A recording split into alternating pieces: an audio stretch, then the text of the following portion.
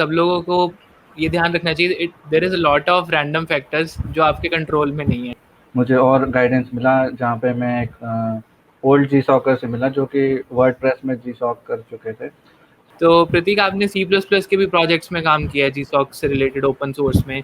तो जो लोग सिर्फ सी और सी प्लस प्लस कर रहे हैं, वेब डेवलपमेंट नहीं कर रहे, क्या वो लोग कंट्रीब्यूट कर सकते हैं जी सॉक में? तो जी सॉक के यार पर्क्स क्या है, मतलब what are the things you students get after doing G SoC? तो प्रोजेक्ट है हमारा। फिर उसके बाद अपनी पर्सनल डिटेल डाल दो कि जो पर्सनल डिटेल हो, जैसे लिंक्डइन हो गया, गिटहब हो गया, ट्विटर हो गया या Hi everyone. So today we have a very special guest, Pratik Pradeshi Bhaiya from SRM Chennai, and we are going to talk about a very special topic, Google Summer of Code 2021. So first of all, congratulations Pratik for getting accepted into GSOC 2021. We will learn more about your journey, and we want you to tell all our viewers, subscribers, that how you prepared for this journey and what were the challenges you faced while participating in open source. So एक छोटा सा fact बता देता हूँ यार, मैंने अपने college time में जीसॉक देने का ट्राई किया था एंड मेरा प्रपोजल रिजेक्ट हो गया था, ठीक है। So GSoC is a big thing for me. I didn't get accepted, but I really appreciate the people who get into GSOC because it's not a easy competition. Okay, so first of all, congratulations. And Pratik, I would like you to start from your journey. कैसे आपने start किया, कब start किया, थोड़ा सा इसको बताओ, और कौन सी ऑर्गेनाइजेशन में हुआ उसके बारे में भी थोड़ा बताओ। ओके। सो हेलो एवरीवन, मेरा नाम प्रतीक है, Prateek Pardeshi, and thank you for inviting me here. So मैंने अपनी जर्नी स्टार्ट की थी अक्टूबर में, जब हैक्टोबर फेस्ट आया था। तब 2019 में मैंने ओपन सोर्स में पहला कंट्रीब्यूशन किया था। After that I went to a local meetup, जहाँ पे मुझे और गाइडेंस मिला, जहाँ पे मैं एक ओल्ड जी सॉकर से मिला जो कि वर्डप्रेस में जी सॉक कर चुके थे। सो उन्होंने मुझे बताया कि कैसे कोड को चलाते हैं, हाउ टू बिल्ड थिंग्स, और कैसे you can play with the code. And फिर उसके बाद मैंने फिर करना शुरू किया डॉक्यूमेंटेशन में, translation, then some changes in the HTML files. फिर उसके बाद फिर मैंने गैट्सबी में अपना कंट्रीब्यूशन शुरू किया, गैट्सबी और है। सो उसमें मैंने ट्रांसलेशन से शुरू किया था। फिर then they invited me into the org, so I was in the maintainer team. और फिर उसके बाद मेंटेनर बना था मैं फरवरी में 2020। एंड फिर उसके बाद मैंने फिर GSSOC में पार्ट लिया था, जो कि girl script summer of code है। फिर उसमें कुछ कंट्रीब्यूशन किए थे, बट उस टाइम पे लॉकडाउन था मेरे घर पे, तो मैं GSOC में पार्टिसिपेट नहीं कर पाया, क्योंकि मुझे ऐसा डर था कि अगर मैं एक्सेप्ट हो जाता हूँ तो मैं फेल हो जाऊँगा, क्योंकि internet was not much good that time. मतलब इंटरनेट की बहुत ख़राब स्पीड थी, तो मैं नहीं कर पाता GSOC। तो फिर मैंने आइडिया ड्रॉप कर लिया। फिर उसके बाद मैंने कंट्रीब्यूट करते गया और उसमें, और फिर उसके बाद जनवरी 2021 में मुझे एक इंटर्नशिप मिली थी। So that internship was based on the stack PHP and Ionic, which is not common. मतलब कॉमन नहीं है। तो फिर मैंने सोचा कि after 3 months if I will be doing this internship, तो मुझे कोई इतना रिजल्ट नहीं मिलेगा इसका। तो फिर मैंने उस इंटर्नशिप को ड्रॉप कर दिया ओरिएंटेशन के टाइम ही। मतलब आई वाज सेलेक्टेड, बट मैंने ज्वाइन नहीं किया। फिर उसके बाद मैंने स्टार्ट किया 100 डेज ऑफ कोड। सो ये C++ में था, और मैं प्रतीक भैया के लेक्चर्स देख रहा था कोडिंग ब्लॉग से। तो अभी तो एक्सपायर हो गए, अभी वापस खरीदूँगा कोर्स। बट फिर उसके बाद मैंने नोम ऑर्गेनाइजेशन ज्वाइन की थी, जिनोम, जो कि डेस्कटॉप एनवायरनमेंट है लिनक्स का।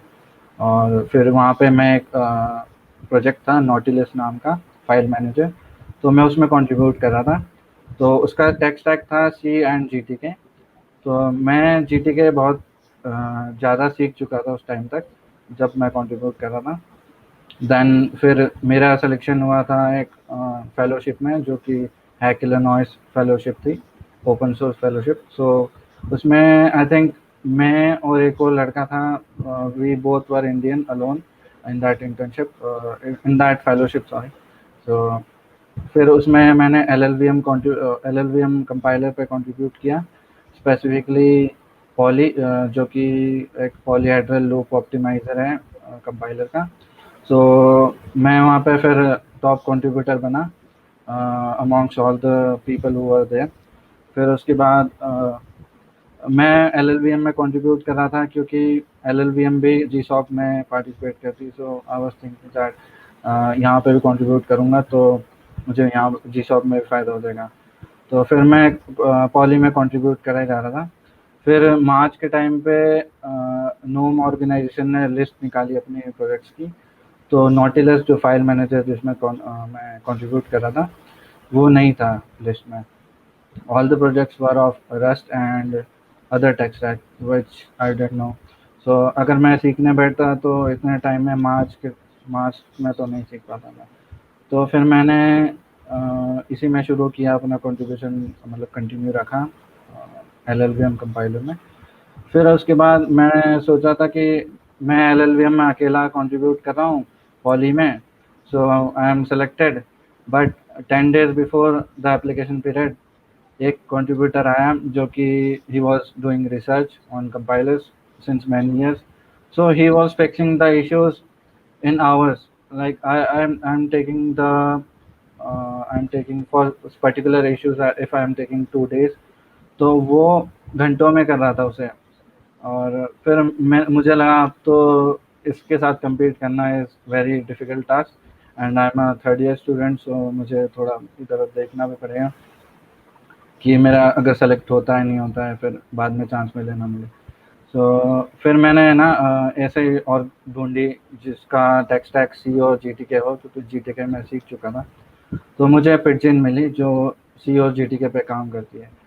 सो फिर मैंने वहाँ पे देखा, मतलब पहले ज्वाइन किया, फिर उसके बाद 2 हफ्ते थोड़ा ऑब्जर्व किया हाउ थिंग्स वर्क देयर। फिर उसके बाद जो कोड बेस है उनका वो थोड़ा अलग है, मतलब दे डोंट यूज़ गिट। तो वो लोग मर्क्यूरियल यूज़ करते हैं, तो मर्क्यूरियल नया था मेरे लिए, वो भी सीखा मैंने। फिर उसके बाद जो कोड बेस है वो भी मतलब इतना परफेक्ट नहीं है, सो उसे भी समझा, मेंटर से पूछे क्वेश्चंस, एंड देन फिर मैंने जब प्रपोज़ल बनाने का टाइम आया तो मैंने 2 प्रपोज़ल बनाए थे। एक बनाया था पिटजिन के लिए, एक बनाया था एल कंपाइलर के लिए। फिर जब मैंने प्रपोज़ल बनाया तो एक्चुअली में जब मैंने रिसर्च करना शुरू किया प्रपोज़ल के लिए, तो एल कंपाइलर वाले पे मैंने ज़्यादा रिसर्च किया था, ज़्यादा टाइम दिया था, बट वो सिलेक्ट नहीं हुआ। और फिर उसके बाद मतलब बहुत लोगों ने मेरी मदद की प्रपोज़ल रिव्यू करने में। तो मैं एक कम्युनिटी में था जिसमें बहुत लोगों ने मदद की, हाइपेन ओएस उसका नाम है। फिर एप्लीकेशन जब मैंने सबमिट कर दी उसके बाद मैंने फिर कंटिन्यू रहा अपना, मतलब कम्युनिकेशन कंटिन्यू रखा मेंटर के साथ। फिर मैं कंट्रीब्यूट करते रहा और कुछ क्वेश्चंस थे जो मैं मुझे पूछने थे मेंटर से, मैं पूछता था। एंड आफ्टर दैट जो सिलेक्शन, मतलब जब रिज़ल्ट आया तब पता चला हमें कि सिर्फ 2 ही बच्चों का सिलेक्शन हुआ मेरी ऑर्ग से। एक मैं था और एक दूसरा बच्चा था, और that's it. Wow, that's a very interesting journey. तो जिस डायरेक्शन में प्रतीक वाज वर्किंग, उसका उसका प्रोजेक्ट सिलेक्ट नहीं हुआ और लास्ट मोमेंट पे you have to shift to Pidgin instant messenger for getting selected. So यार, जीसॉक में सब लोगों को ये ध्यान रखना चाहिए, there is a lot of random factors जो आपके कंट्रोल में नहीं है, ठीक है। आप जिस प्रोजेक्ट पे काम कर रहे हो शायद वो सिलेक्ट ना हो, आप जिस ऑर्ग में काम कर रहे हो शायद वो सिलेक्ट ना हो, या आपने बहुत अच्छा काम किया बट नंबर ऑफ स्लॉट्स कम है और आपसे बेटर कोई आ गया तो भी आपका कट सकता है। तो लर्निंग बहुत अच्छी होती है, आप ओपन सोर्स में काम करो, बट जीसॉक में बाई चांस नहीं भी हुआ because of some factors which are not in your hand, you don't need to get disheartened, okay. और कई बार क्या होता है, सेकंड ईयर में नहीं हुआ तो थर्ड ईयर में हो जाता है, थर्ड ईयर में नहीं हुआ तो फोर्थ ईयर में हो जाता है। तो इट्स आपको 3-4 चांस कॉलेज टाइम में जीसॉक के लिए मिलते हैं, तो you don't need to worry कि अगर आप फर्स्ट सेकंड ईयर में हो और जीसॉक नहीं निकला है तो कोई इशू नहीं है। बट लर्निंग ये है कि प्रतीक भैया जो आपको बता रहे हैं कि क्या क्या उन्होंने चीज़ें की, कम्युनिटी सपोर्ट लिया, मेंटर से प्रपोजल रिव्यू कराया, पूरा एक्स जी सॉकर से मिले, उनकी बात सुनिए, ठीक है। Now he is a G soccer, आप लोग इनकी बात सुनो तो आपको भी डेफिनेटली कुछ गाइडेंस ज़रूर मिलेगा। तो प्रतीक, आपने सी प्लस प्लस के भी प्रोजेक्ट्स में काम किया है जी सॉक से रिलेटेड ओपन सोर्स में, तो जो लोग सिर्फ सी और सी प्लस प्लस कर रहे हैं, वेब डेवलपमेंट नहीं कर रहे, क्या वो लोग कंट्रीब्यूट कर सकते हैं जी सॉक में? हाँ, बिल्कुल कर सकते हैं। अपने टेक स्टैक के अकॉर्डिंग आप जीसॉक पेज पे जाओ और वहाँ पे अपने टेक स्टैक के अकॉर्डिंग ऑर्गेनाइजेशन सेलेक्ट करो। सो ऐसा ज़रूरी नहीं है कि सी और सी प्लस प्लस वो डायरेक्टली यूज़ करते हो। वो लोग कुछ और उसके साथ यूज़ कर सकते हैं, जैसे जीटीके या फिर कुछ और क्यूटी यूज़ कर सकते हैं। तो वो भी सीखना पड़ेगा थोड़ा-सा। तो कर सकते हैं बिल्कुल। LLVM compiler C plus plus use करता है और जो मेरा ऑर्ग है वो सी यूज़ करता है, तो इतना ज़्यादा डिफरेंस नहीं है दोनों में। That's great, that's great. तो ये काफ़ी कॉमन डाउट था। अच्छा, एक डाउट जो मैंने खुद फेस किया कि यार जब जीसॉक में ऑर्ग्स की लिस्ट आती है तो बहुत लंबी लिस्ट होती है, समझ नहीं आता कौन सी ऑर्ग का कौन सा प्रोजेक्ट देखें, मतलब how to pick an org, that's a million dollar question. हाँ, तो इसके लिए या तो अगर किसी प्रोजेक्ट में इंटरेस्ट है तुम्हारा, अगर for example if you are interested in cloud, if you are interested in machine learning, या फिर वेब में तुम्हारा इंटरेस्ट है, या फिर जो कोर प्रोजेक्ट्स होते हैं उसमें इंटरेस्ट है, तो उस हिसाब से पहले हम लोग ऑर्ग देख सकते हैं कि मुझे ओएस में इंटरेस्ट है तो मैं ऑपरेटिंग सिस्टम वाली ऑर्ग्स है उनको देखूँगा। और अगर मुझे वेब में इंटरेस्ट है तो मैं वेब वाले ऑर्ग्स देखूँगा, जैसे स्कोर लैब हो गई, शुगर लैब्स हो गई। तो या फिर दूसरा ऑप्शन ये हो सकता है कि अपने टेक स्टैक के हिसाब से देखो, अगर मुझे जावास्क्रिप्ट आती है, पर्ल आती है, या फिर सी प्लस प्लस आती है, तो उस हिसाब से देख सकते हैं हम लोग। तो 2 तरीके हैं, या तो पहले टेक स्टैक के अकॉर्डिंग देखो, या फिर अगर नहीं आता तो सीखो जाके टेक स्टैक जो ऑर्ग यूज़ कर रही है, और मेंटर से हेल्प लो, वो रिसोर्सेस बिल्कुल प्रोवाइड करेंगे। वैसे बिल्कुल, बिल्कुल। So I think that's a good advice and ऐसे ही करते हैं सब लोग भी। अच्छा, एक क्वेश्चन और है कि some organisations have accept more number of students, some have less. So what is the criteria according to which these slots are allocated to an org? या सो जब एप्लीकेशन पीरियड हमारा ख़त्म होता है, स्टूडेंट एप्लीकेशन पीरियड, तो उसके बाद जो ऑर्ग होती है उसको गूगल को देना होता है मिनिमम और मैक्सिमम नंबर ऑफ स्टूडेंट्स। तो ओके, मेरी ऑर्ग से हमने मिनिमम दिया था, मतलब मेंटर ने दिया था minimum 1 and maximum was 2 because we had lack of mentors. So my organisation is very old, मतलब 2005 से हम लोग सेलेक्ट होते आ रहे हैं। बट हमें चाहे तो ज़्यादा स्लॉट मिल सकते थे, पर हमें मेंटर ही नहीं मिले, मतलब मेंटर ही नहीं थे हमारे ऑर्ग में। तो हमने 2 ही स्लॉट, मतलब जो ऑर्ग के एडमिन ने 2 ही स्लॉट दिए मैक्सिमम में। सो फिर गूगल एक्सेप्ट करता है इसे कुछ दिनों बाद, कि वो बोलता है कि हम लोग मिनिमम इतने दे सकते हैं आपको। फिर वो बार्गेनिंग चलती है थोड़ी, कि फिर सेटलमेंट होता है, एक सेटलमेंट होता है कि this is the final which we can give. फिर ऐसे स्लॉट्स मिलते हैं आपको, depends on great, various factors. great, great. So again, it's a decision which is in the hands of Google. Organization can request, okay, this is the range, and Google will finalize, okay, this is how much mentors, how much in GSOC interns you can have. तो तो GSOC के यार perks क्या है, मतलब what are the things you students get after doing GSOC? मतलब some of the things I can clearly see is there is a lot of learning experience. You learn how to contribute to open source code base. तो monetary amount भी involve होता है क्या इसमें? Yes, we get a stipend, और उसमें $1500 मिलते हैं हमें स्टाइपेंड के, जो कि 2 इवैल्यूएशन में डिवाइडेड होते हैं। तो फर्स्ट इवैल्यूएशन में शायद 600 मिलते हैं, सेकंड इवैल्यूएशन में अराउंड 800 मिलते हैं। तो ऐसे टोटल होके 1500 कुछ मिलते हैं हमें। तो it depend on। That's great. So it's better than a paid internship. You are at home, you contributing to open source and also earning good name. If you put GSOC on your resume, it holds a lot of value, and you also get a lot of recognition in the community. It's a great thing if you get accepted into GSOC. And but sometimes it may happen that you're trying hard and your org is not selected. So उस case में मैं क्या करना चाहिए अगर org select ही नहीं हुई हमारी? हाँ, तो ये चीज़ बहुत लोगों के साथ हुई थी कि ऑर्ग सेलेक्ट नहीं हुई। उन्होंने कंट्रीब्यूट किया अपने, मतलब कंट्रीब्यूशन दिया अपने ऑर्ग को, but in the final list it was not there. So इस केस में हम लोग ये कर सकते हैं कि नई ऑर्ग ढूँढो, सेम जो टेक स्टैक पे काम करती हो। फिर जब प्रपोज़ल बनाना हो तब मेंटर को बता दो कि this this this are my previous contributions.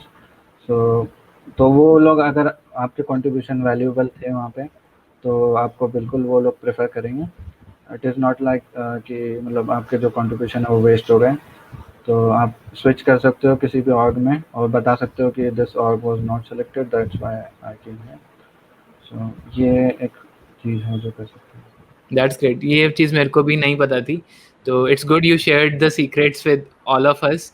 And finally, I will take one or two questions before we wind off. So one thing is, we would like to see your proposal made into that got accepted into GSOC. So if you can share your screen and show it to our viewers, that would be great. या sure. So many of the people जिन्होंने मेरी help की थी review करने में, mainly Vinod, Ayush, साहिल झा, कौशलेंद्र। सो ये जी soccer थे अलग अलग ऑर्ग में। सो इन्होंने मेरी प्रपोजल में हेल्प की थी। तो पहले जो होता है फर्स्ट फ्रंट पेज जो होता है उसमें थोड़ा ऑर्ग के बारे में लिख दो कि मतलब जो ऑर्ग का नाम है और जो तो फिर उसके बाद इंडेक्स, ये कंपलसरी नहीं है but you can also write this thing. And after that abstract आता है कि what are you working on and क्या काम करता है ये। और सो एब्स्ट्रैक्ट लिख सकते हैं and then you have to give the technical description कि प्रोजेक्ट का ओवरव्यू क्या है। तो ओवरव्यू में आप बता सकते हो कि क्या आपका काम है प्रोजेक्ट में। और फिर उसके बाद आपके प्रोजेक्ट गोल्स लिख सकते हो आप कि प्रोजेक्ट का मेन गोल क्या है, जब कंप्लीट होगा तो क्या होगा। तो मैंने यहाँ लिखा है कि जो अकाउंट एडिंग प्रोसेस है वो इजी होगी सभी के लिए। अभी करंटली ये हो रहा है कि जो नॉन टेक्निकल लोग हैं वो इसमें रजिस्टर कर नहीं पा रहे, मतलब बहुत दिक्कत होती है उन्हें, अगर इधर उधर पूछना पड़ता है। तो फिर इसको मैं थोड़ा ईज़ करूँगा यूजिंग एन असिस्टेंट। तो फिर इम्प्लीमेंटेशन प्लान हमें बताना होता है कि कैसे हम इम्प्लीमेंट करेंगे। फिर कुछ मॉकअप्स हम लोग डाल सकते हैं कि जैसे कि ये बताया, फ्लो बताया। फिर जैसे मैंने ब्रेक डाउन किया है प्रोसेस को, वैसे आपको ब्रेक डाउन करना पड़ेगा हर चीज़ को कि कैसे कैसे काम होगा। देन ये भी मॉकअप है उसका कि कैसे फ्लो होगा उसका। एंड देन ये एक डिज़ाइन मैंने बनाया था जो असिस्टेंट जैसा दिखेगा। आफ्टर दैट एक स्ट्रेच गोल भी होता है। अगर आप जी सॉक आपका प्रोजेक्ट जल्दी हो गया तो आप इन चीज़ों पे काम कर सकते हैं, मतलब कि ये चीज़ क्रिएटिंग न्यू अकाउंट्स पे हम काम करेंगे अगर जी सॉक ख़त्म हो जाता है जल्दी से, मतलब मेरा प्रोजेक्ट कंप्लीट हो जाता है। फिर टाइमलाइन आती है। तो टाइमलाइन में ये जो चीज़ होती है टाइमलाइन वाली, ये मेंटर के साथ डिस्कस करनी होती है हमें कि how we will break down the features and किस किस वीक में क्या काम होगा। तो ये कम्युनिटी बॉन्डिंग पीरियड मैंने दे रखा है अभी जो हमारा चल रहा है। फिर उसके बाद जून से जो 7 जून है उससे हमारा कोडिंग पीरियड चालू होगा। तो मैंने वीक 1 और 2 को मैंने साथ में लिखा है। तो मैं इसमें पेज 1 पे काम करूँगा जो असिस्टेंट का पेज नंबर 1 है। दैन वीक 3 एंड 4 आ गया। फिर वीक 5 आ गया। फिर इवैल्यूएशन 1 है, मतलब फेज़ 1 इवैल्यूएशन। फिर कोडिंग फेज़ 2 है, चालू होगा 17 जुलाई से। फिर फाइनल इवैल्यूएशन होंगे, फिर जीसॉक कंप्लीट हो जाता है।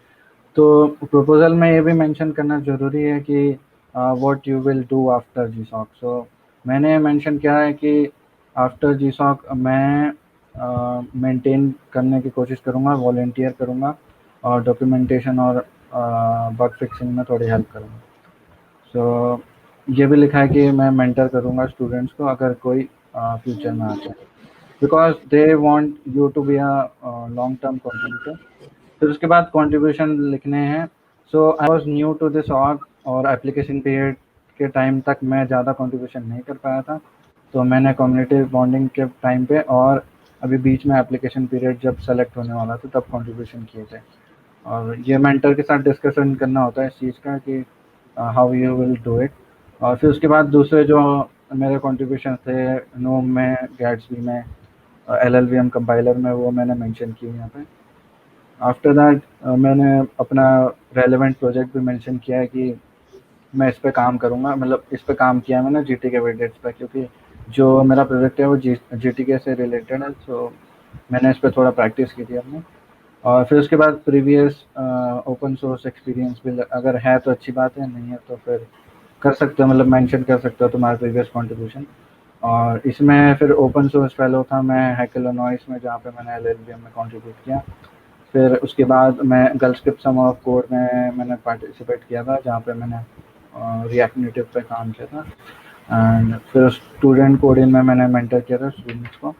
And after that voluntary and community experience में मैंने डाल दिया कि गूगल क्राउड सोर्स टीम के साथ मैं वॉलंटियर हूँ, तो I have done 10,000 plus contribution there. फिर जीडीटी चेन्नई में I was a speaker, so I mention that. फिर उसके बाद ये पॉइंट मेन होता है कि वाई मी, सो ऑर्गेनाइजेशन आपको क्यों सेलेक्ट करेंगे।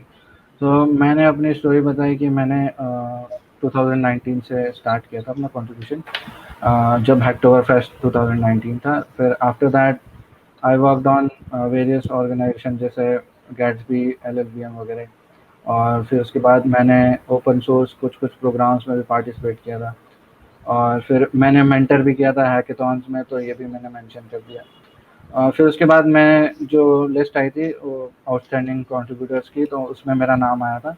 तो मैंने इसका भी स्क्रीनशॉट डाल दिया कि मैं यहाँ पे टॉप कंट्रीब्यूटर था।